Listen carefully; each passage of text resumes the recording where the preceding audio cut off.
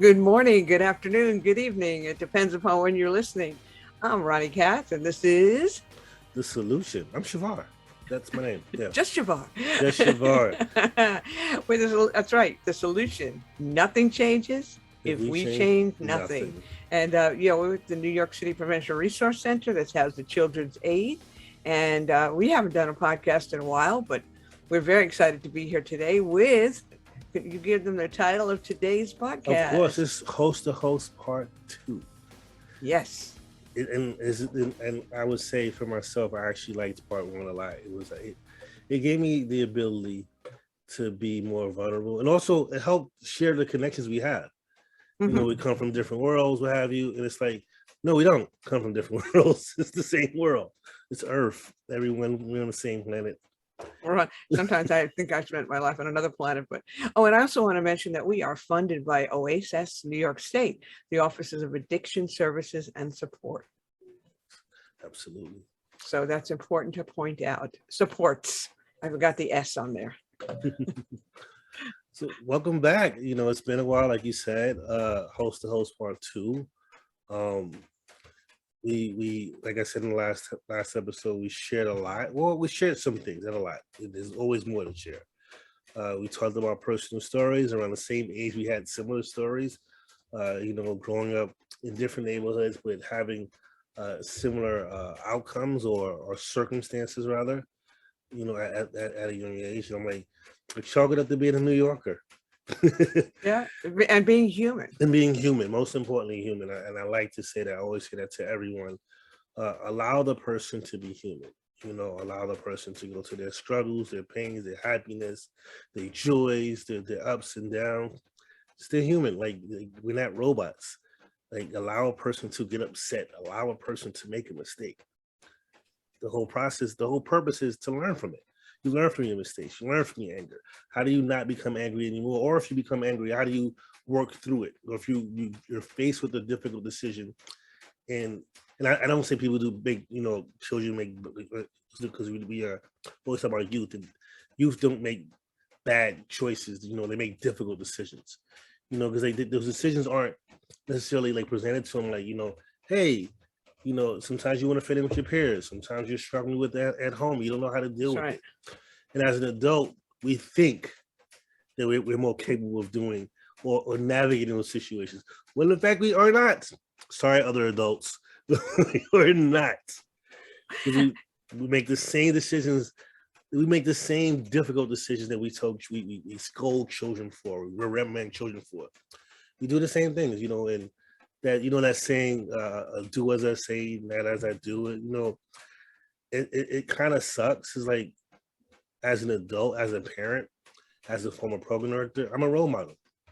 Mm-hmm. And whether I want to be a role model or not, young people are always watching you. That's right.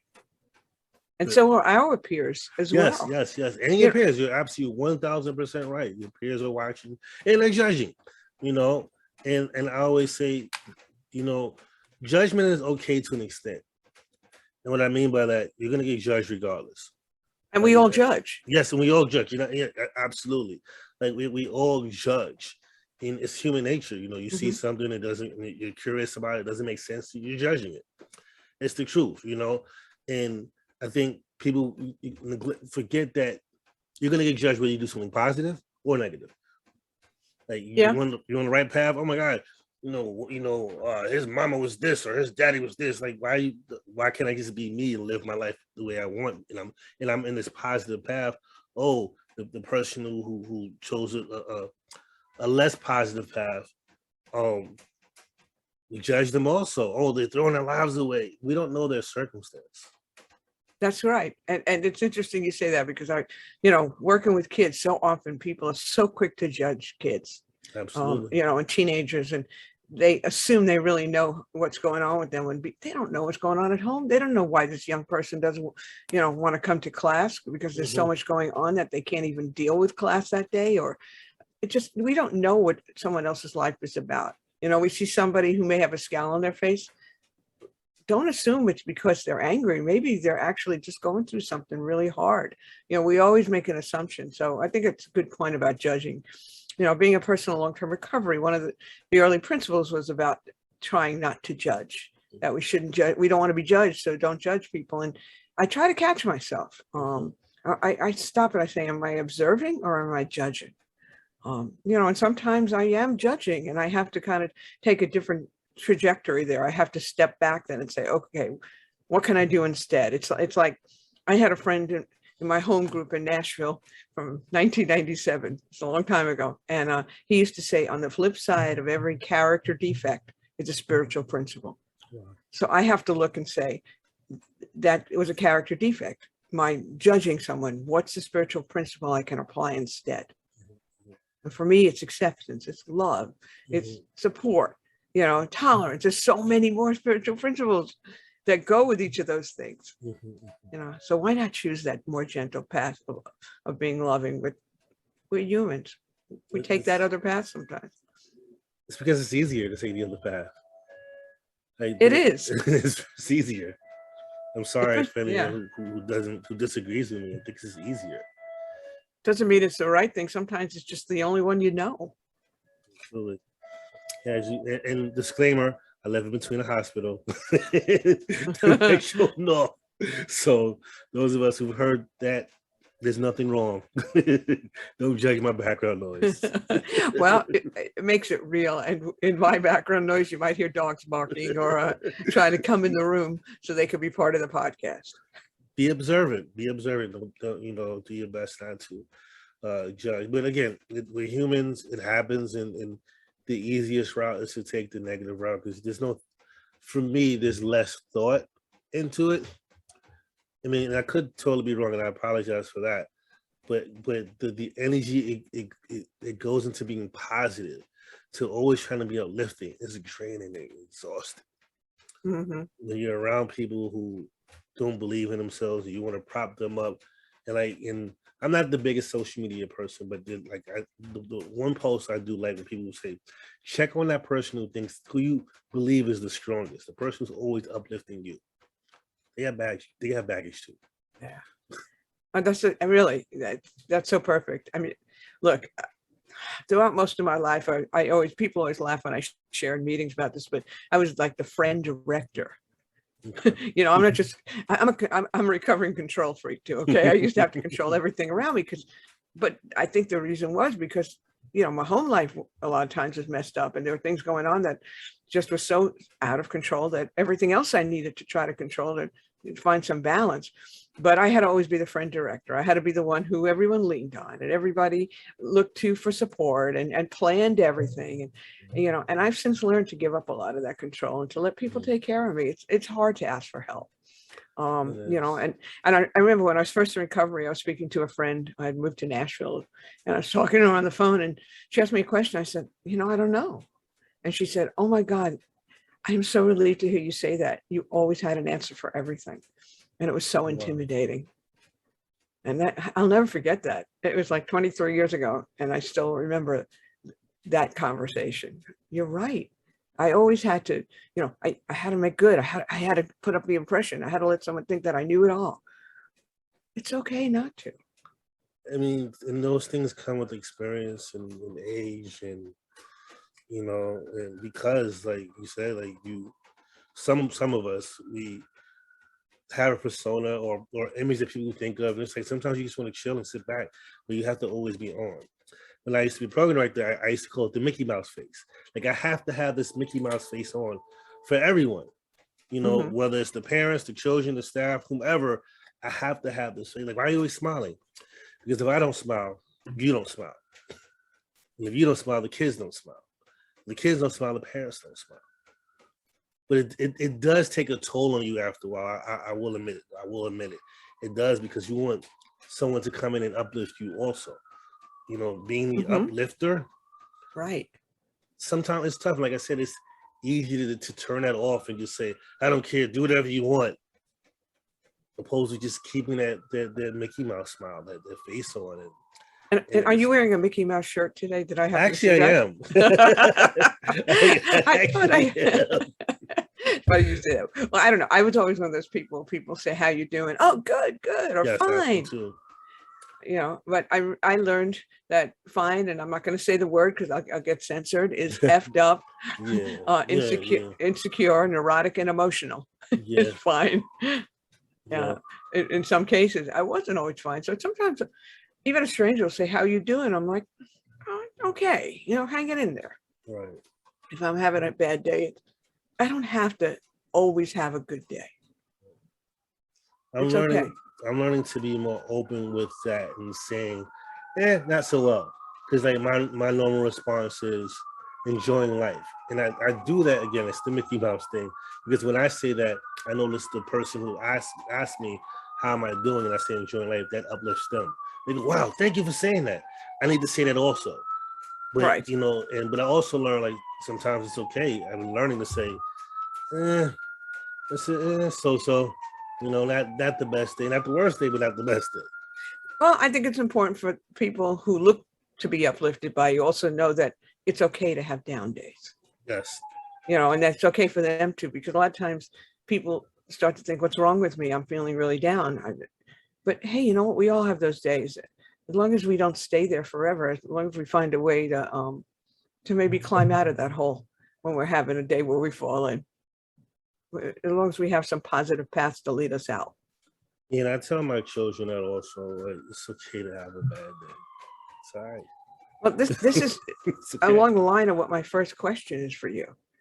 If you could go back in time, what would you tell the teenage you? Um, if I can go back in time and tell the teenage me, invest your money. Don't just save it. I was big on saving it, but invest your money. That's the adult in me talking.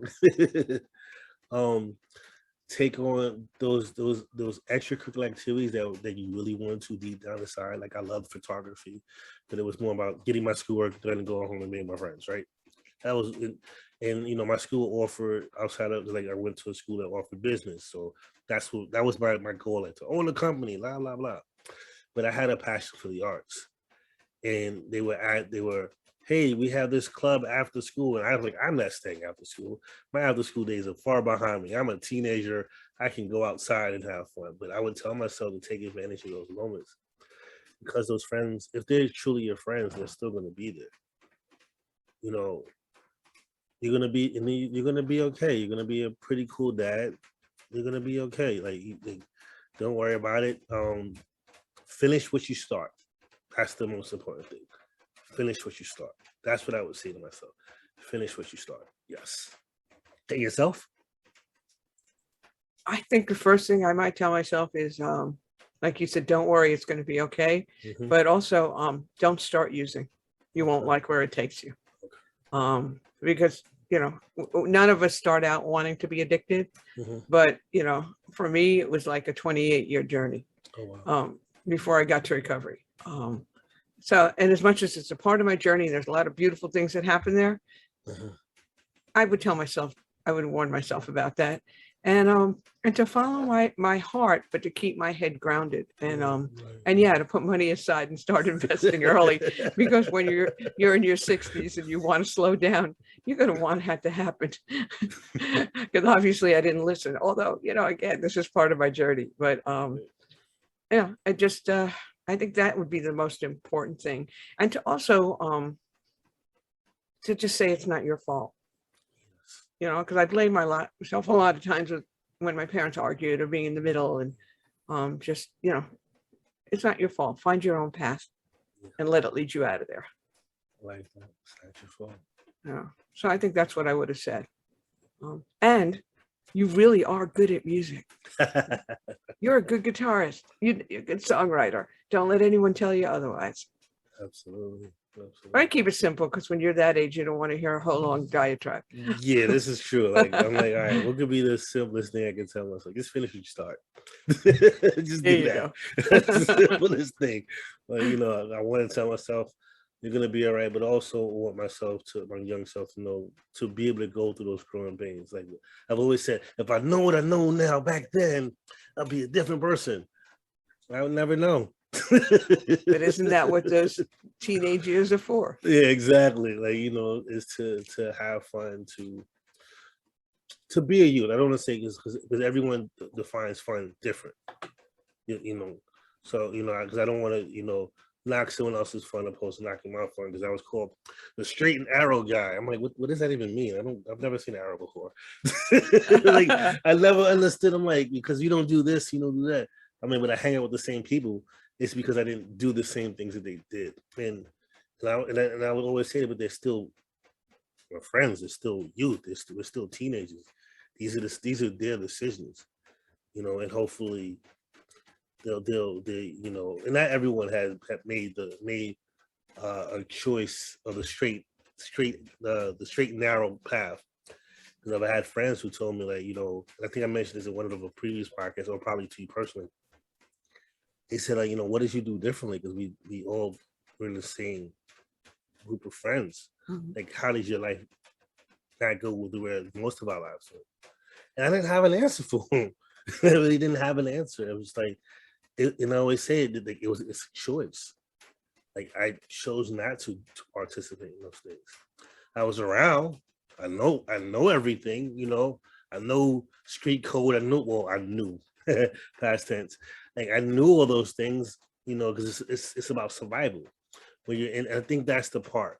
It just hit me. It just hit me. Sometimes we participate in things because it's not only peer pressure, it's survival. Like, you want to seem cool. You want to be able to survive in those circumstances. You want to be able to, all right, if I don't do this, how are they going to treat me? Are they going to treat me differently? Or I'm going to be attacked? Like, in my mind, it was like, my survival was like sports, graffiti, things that I can use in my own personal life that I can go home and talk about.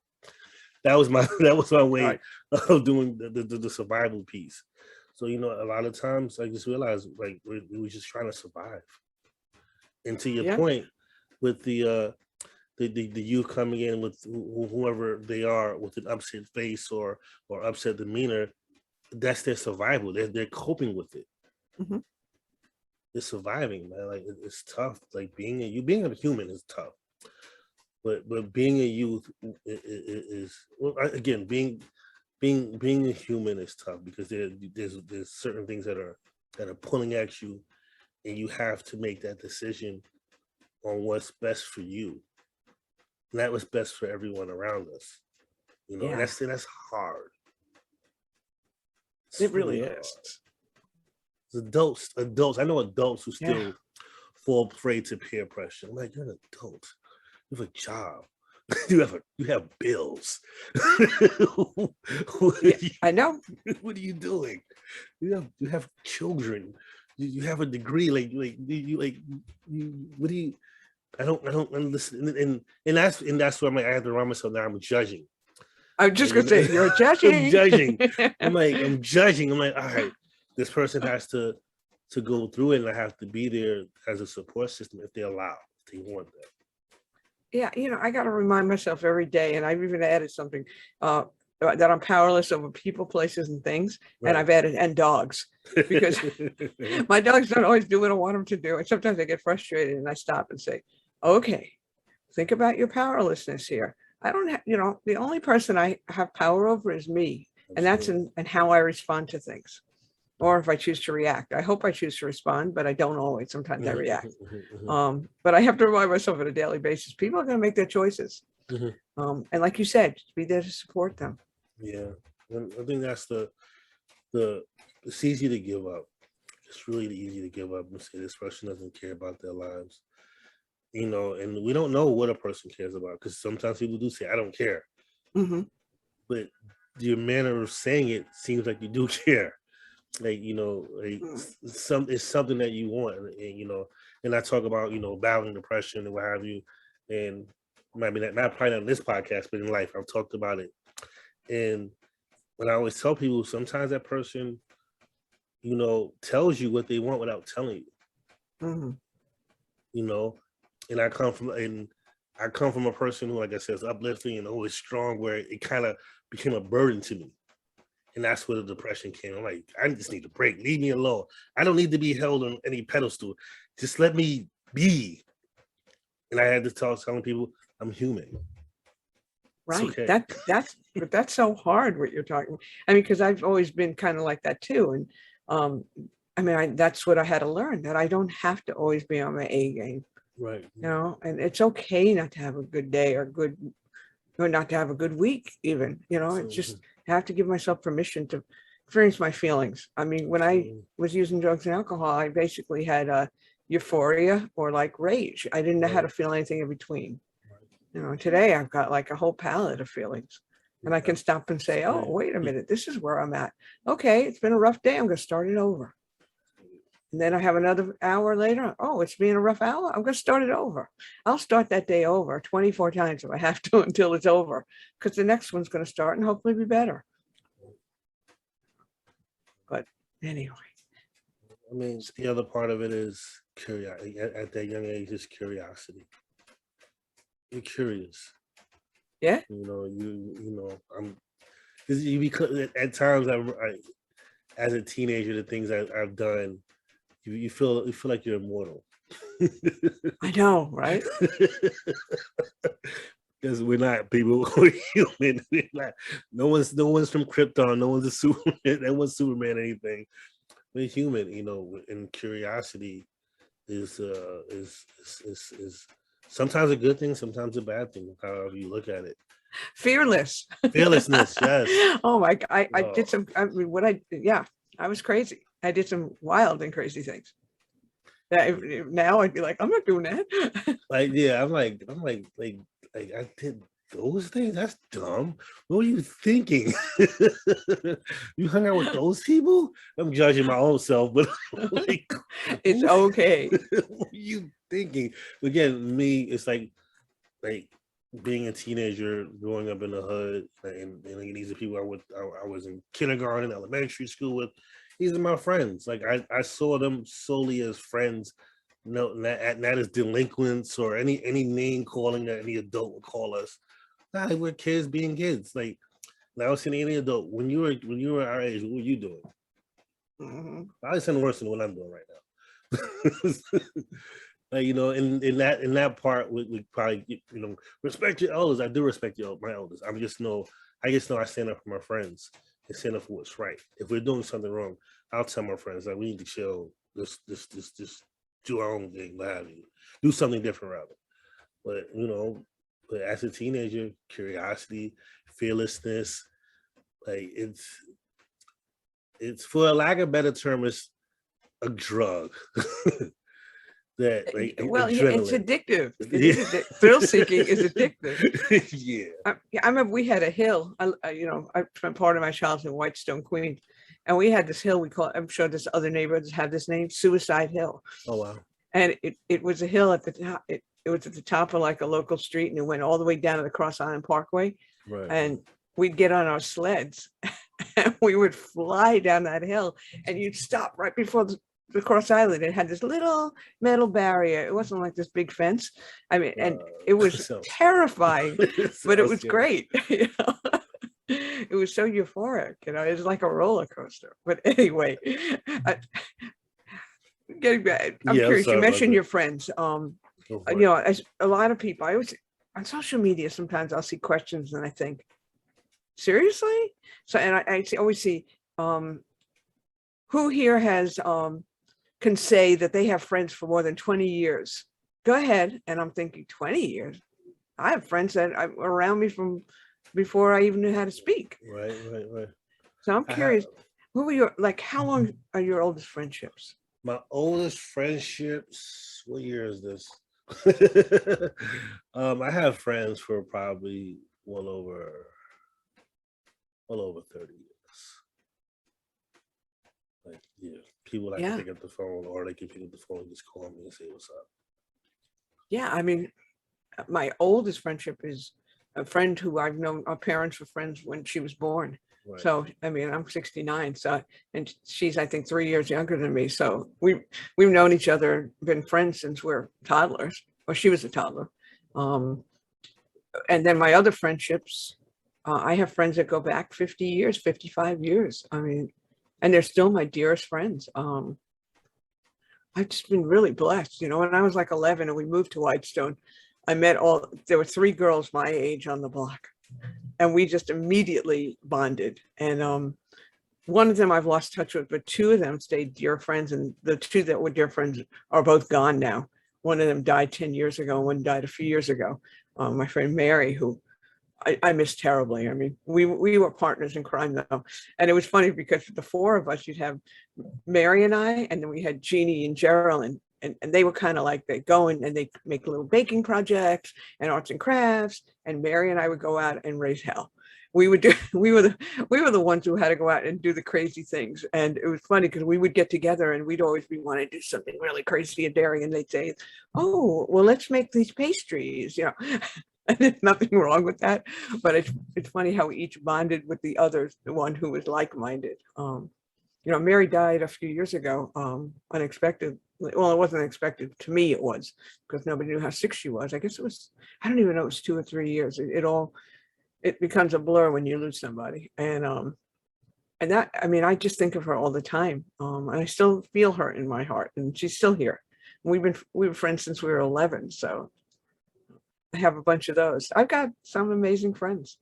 Yeah, I have some pretty good friends. Again, like I said, some of us made, you know, not the we make choices, not some we may consider the best choices, but there were choices that were made. You know, either some who passed away from, you know, street activity or ended up in jail for street activity, Yeah. or started their own business. You know, are successful CEOs, or you know, or some who are teachers, some who are Hmm. police officers, some who own their own clothing line. So I have friends from all walks of life. Like I don't necessarily like again, like I said, humans we judge, we observe, what have you. Like I don't hold those things against you. You know, I'm not gonna like I tell my kids, be friends whoever you want to be, but also pay attention to who you choose as a friend. It's like you just pay attention. Like I'm not gonna say don't be that person's friend because like you can look at my past. My friends aren't some of my friends aren't the best people in the world, you know. But there's still people I know that I can count on if I say, hey, let's look out for my children, and they will do everything in their power to protect my children. So you know, but I always tell my kids, just you know, just pay attention, observe. You know, don't judge, observe. Like just watch. You know, because if they're truly your friends, they're okay with you stepping away from those difficult decisions. Hmm. They're okay. They're okay with you not using. You know, because I've had friends who I didn't grow up drinking and smoking, and they wouldn't do it around me because they know that's something I didn't do. Hmm. You know, those are my friends, and these are people who Right. who've done things. You know, and that's how some kids like if they're truly your friends, they're gonna respect your decision to go in a That's right. different route. Oh, absolutely. Well, speaking of friends, I was thinking earlier, I was going to ask you the question, what's the best or one of the best sayings you were told or pieces of advice? And it reminded me, I'm thinking of it for myself. And my mother said, my mom and I were very close. And I always have little stories I call Harriet stories because my mother was named Harriet, obviously. And my friends were all very influenced by her too. And I remember the one thing she said to me that's really stuck, or one of the many things, is that you're going to meet a lot of people in this world, but you're only going to keep a few. And she's right. It's, you know, I look at, I mean, I have a lot of friends, but the ones that have been there for everything going on in my life, you know, they're on one hand. You know, and a lot have passed through. Friendship can be for, you know, a short time Right. or As not. far as I'm trying to think of something, well, well, my mom, she never really, she saw all my friends as her children, and you know, she cooked for them, she looked out for them. So she never really said don't. She never said to me, "Don't be this person's friend." The only thing she said, this is funny, and I apologize for anyone who gets offended. She said to me is, and this I learned how to cook when I was 8 because of this, and I had no clue why she was teaching me this. She was like, when you get older, you're gonna meet women who can't cook. That's what she said to me.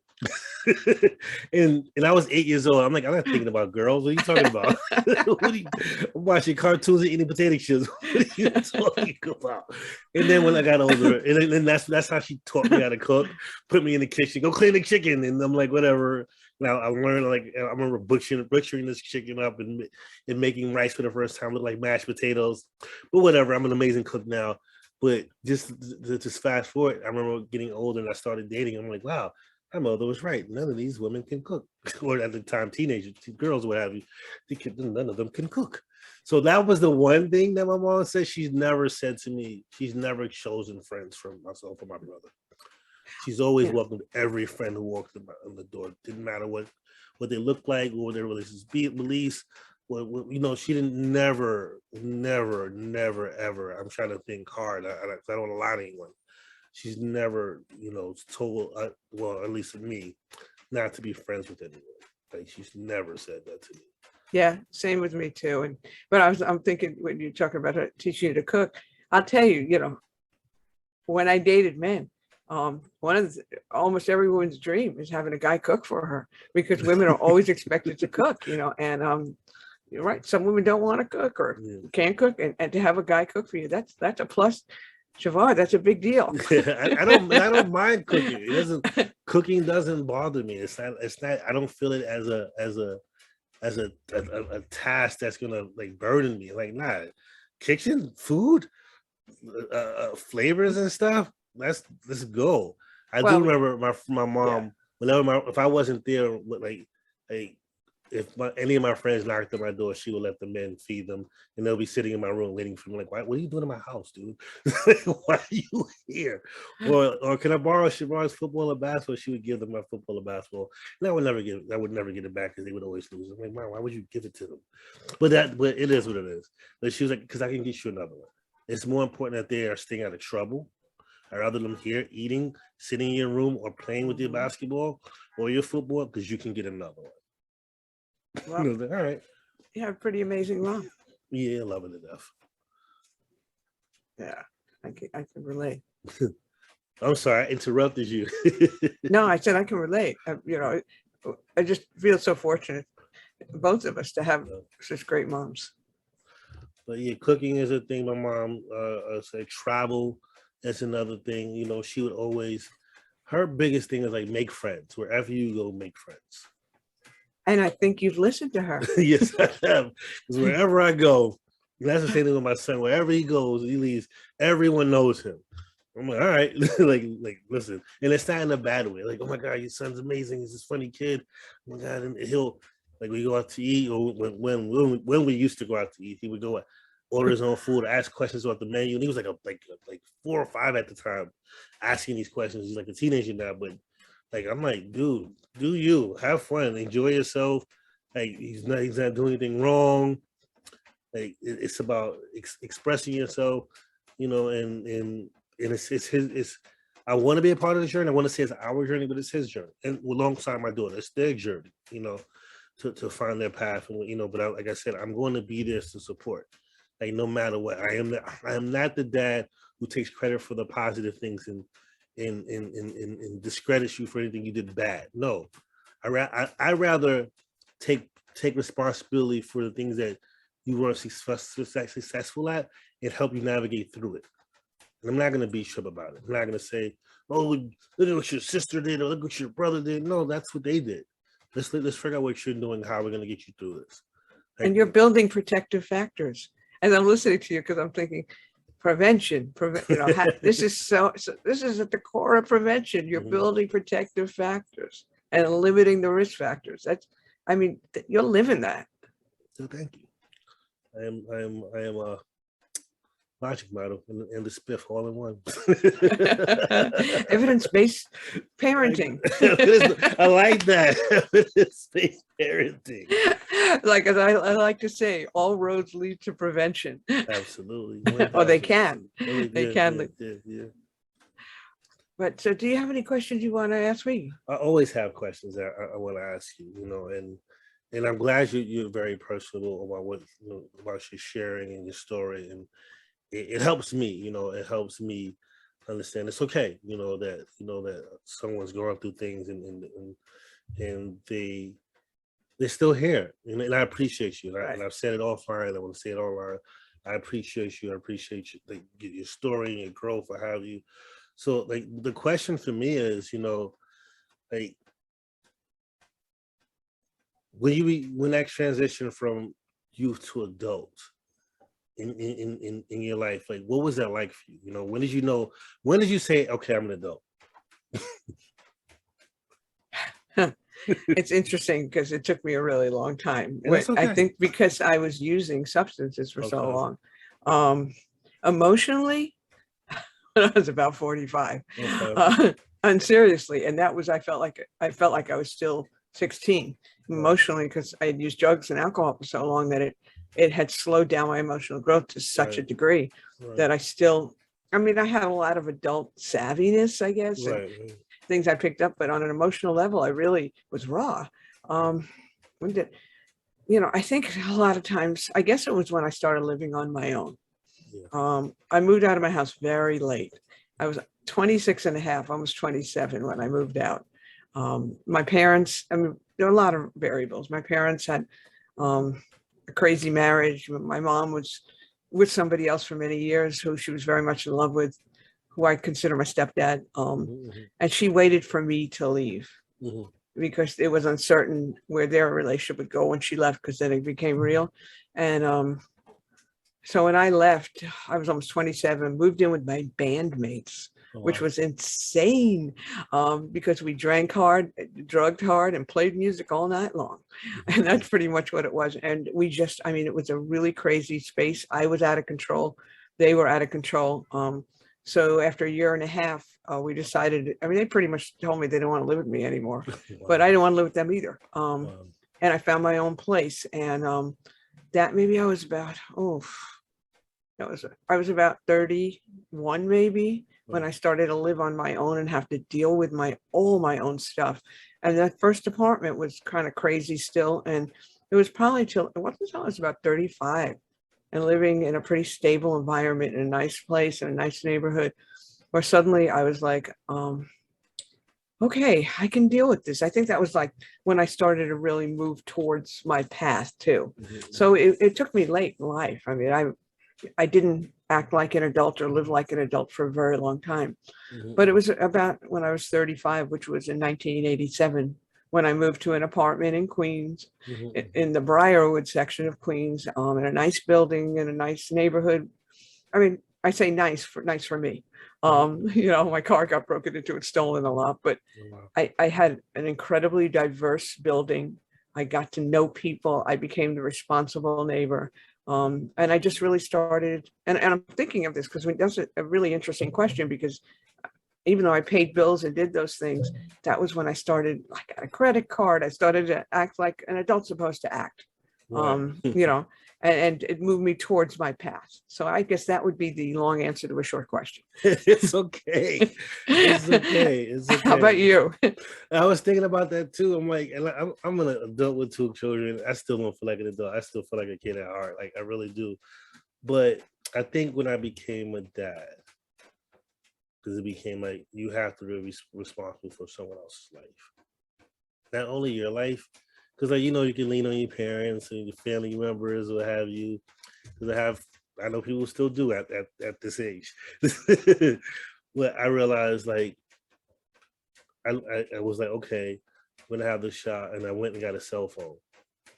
That was my first purchase because I always wanted like right before my daughter was born. I was like, all right, so the mom, I need to know where you are, and how you're doing and what you need. So here's my cell phone. I was like, here, like that was my first I had because I always my mom always taught us how to pay bills and do things, but those were her bills. Here's the money, go do that. I was like, I said to myself, I have to take responsibility. Knowing my mom, she would help out, what have you. I'm like, I don't want to put that burden on my mom. Even when my mom, because like I said, I learned how to cook when I was 8. When I got to a certain age, I think I was about 17 or 18. I told my mom, you shouldn't cook for me and my brother anymore. I'll do the cooking. I need you to rest. Like, although she she still cooked. Like, she still cooked. Still did laundry, but I told her, you know, those are the responsibilities for your sons. Eventually we're gonna move on. We're not gonna leave you, but we're gonna move on. We're gonna become adults. And when my daughter was right before my daughter was born, that's when I was like, wow, this is real. And I remember making calling people like, I'm about to be a dad, and people like hanging up with me like, dude, I'm just telling you, my life is changing. I need people to talk to. Because I was always that person people would come to and talk to. And I was like, all right, I need someone to talk to. And people like, oh, I'm busy. I'm like, wait a minute, I've never told you I was busy. Like I've never not answered the call. I remember it, and it taught me a lot. I still help people. I still answer the phone, what have you. But it's taught me a lot that everyone isn't going to be there for you. And that's when I realized I'm an adult. I have to figure this out on my own. I have to, I have to do this, and like I tell people, and that children isn't for everyone. Becoming a parent isn't for everyone. But for me, it's one of the coolest experiences in the world. Well, you really shine when you talk about your kids. I love my children. I tell them that all the time. My son hates it. Stop saying it. I'm like, dude, you need to know it. I remember my daughter came when she went away to college, and she came back, and she's like, wow. She realized a lot of her friends, they didn't travel, or their parents didn't tell them they loved them. And she would sit there in earshot, and her friends, I guess, would tell her things. And she's like, well, thank you. It's like, these are the things that they did that her and her brother, well, her brother's younger, still takes for granted. What she took for granted, like, I didn't realize what you were doing. Mm-hmm. And then it was like, thank you for telling me that. Because it was like, and I'm going to continue to be your right-hand person. Like, I'm going to continue to be your support. But I added to my story. When I became a parent, that's when I realized. That's when I made the transition to a full-on adult. Mm-hmm. It was like, I said to myself, this is my responsibility. I have family members and I have friends who would have helped, but it's my responsibility. It's no one else's. Yeah, that's a big step, though. And not everybody sees parenthood in that way. They don't allow it to help them make the next step. But that's what makes you such a good dad, because you're so devoted to it. And yeah, that makes you as much an adult as anything. Listen, yeah. I'm okay with like sacrificing friends, my friends and my kids. Like, oh my God, I go hang out with my friends. No, dude. I would tell my friends or people, anyone who I knew had a child, they would brag about the things that they bought. I'm like, and I would say to them, like, but where's your child now? And like it came across judging. I'm like, no, because I had to. It's like, because it was, and I would say, time spent is worth more than money spent. Because those sneakers you bought for a 4-year-old, they are gonna remember those sneakers 3 months from now. They're gonna remember those sneakers 2 days from now. But I guarantee you, that puzzle you make with them when they were 2 or 3 years old, they will remember when they're 30. You're so right. I mean, I look back on my own childhood, all the experiences with my mom, the silly little games we'd play, and we'd play we used to play this whistle game where we'd whistle a song and have to guess the tune, or silly little things, or write poems together. Those are the things I remember. I don't remember the things I was bought at all. No. Except for the first guitar. Every guitar. I mean, there's some things that hold some sort of sentimental value you do remember, but you remember more detail of the experiences that you had. Because that's why you have these young people or adults who hate their parents because you didn't spend any time with me, but I bought you everything you wanted. Because that's what you wanted. But I was a child. You're the adult. You should know. And those are the stories we hear over and over. And like that's why I follow that. Time spent is worth more than money spent. And I buy my kids everything they ever asked for. But I do participate, like video games. I played with my son. When my daughter had dolls, I played with dolls in her kitchen. Like we had experiences with those things. So it wasn't like, here, go play and figure this out. No, I'm there. I got my little apron on. I got the controller. I'm a part of the entire experience. Love it. I love that. The painting. Me and my daughter used to paint, and I used to cut up shapes for her to make collages and stuff like that. I know I was there for both parts of it, but they don't know the value of how much I spent. They know the value of the time I spent. Well, that says it all, Chevar. That really does. And maybe that's what this is about today, the value of time spent. Value. He's going to write that one down. People may wonder how we come up with the names of our podcasts. And a lot of times we take it out of the conversations because that's what it's about to us. But we're nearing that time.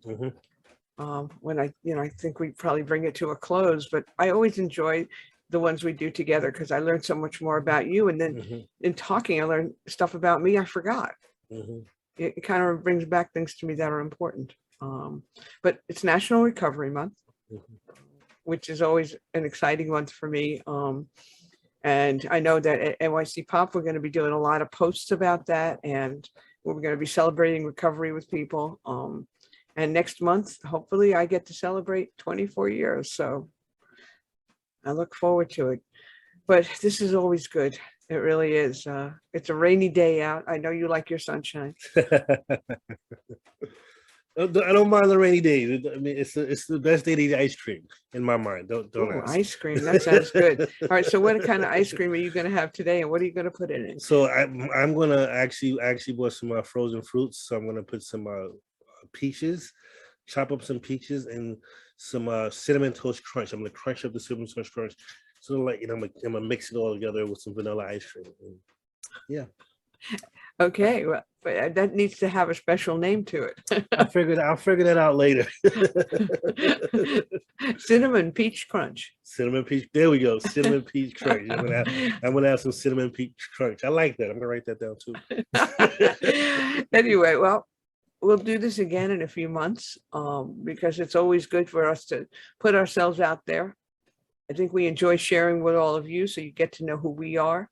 And we'd love to have you on our show. Please get in touch with us if you want to be on The Solution. It's about prevention, but it doesn't mean you have to be in the prevention field. It's about what you're doing that contributes to young people taking a positive path, helping build those assets, build those protective factors, because when it comes down to it, all roads lead to prevention. That's why we're here. Absolutely. Well, thank you all for joining us. This is The Solution. Nothing changes if we change nothing. We'll see you next time. Have a good one.